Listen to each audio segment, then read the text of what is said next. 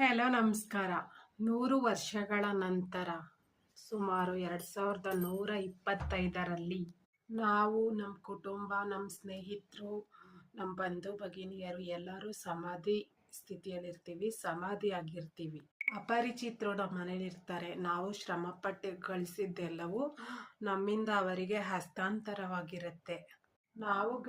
ನಾವು ಗಳಿಸಿದ ದುಡ್ಡು, ಕಾರು, ಆಸ್ತಿ ಪಾಸ್ತಿ, ಕಾರು ಬಂಗ್ಲೆ ಎಲ್ಲವೂ ಅವರ ಸೊತ್ತಾಗಿರುತ್ತೆ. ನಮ್ಮ ನಮ್ಮ ವಂಶಸ್ಥರಿಗೆ ನಮ್ಮ ನೆನಪು ಮಾಯ ಆಗೋಗ್ಬಿಟ್ಟಿರುತ್ತೆ. ನಮಗೆ ನಮ್ಮ ಅಜ್ಜನ ತಂದೆ ಯಾರು ಅನ್ನೋದು, ಅವರ ತಂದೆ ಯಾರು ಅನ್ನೋದು ಎಷ್ಟು ಜನ ಗೊತ್ತು? ನಾವು ಬದುಕಿದ ನೆನಪುಗಳು ಕೆಲವೊಂದು ವರ್ಷಗಳು ಮಾತ್ರ ಉಳಿದಿರುತ್ತವೆ. ಆದರೆ ಕಾಲಗತಿಯಲ್ಲಿ ಇತಿಹಾಸವು ಮರೆಯಲ್ಪಡುತ್ತವೆ. ನಮ್ಮ ಫೋಟೋಗಳು, ಕಾರ್ಯಗಳು ಎಲ್ಲವೂ ಕಸದ ಬುಟ್ಟಿಗೆ ಹೋಗುತ್ತವೆ. ನಾವು ನೆನಪುಗಳಾಗಿ ಉಳಿಯಲು ಸಹ ಸಾಧ್ಯವಿರುವುದಿಲ್ಲ. ಹೆಚ್ಚು ಸಾಧನೆ, ಹೆಚ್ಚು ಬೇಕಾದ ಹಂಬಲವೇ ನಾವು ಬದಲಾಯಿಸಬೇಕಾದ ವಿಚಾರ.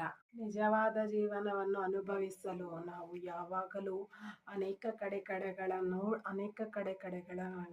ನೋಡುತ್ತೇವೆ. ಆದರೆ ಇದು ನಮ್ಮ ಪಾಲಿಗೆ ಇಗ್ನೋರೆನ್ಸ್ ಆರ್ ವೀಕ್ನೆಸ್ ಅಲ್ವಾ?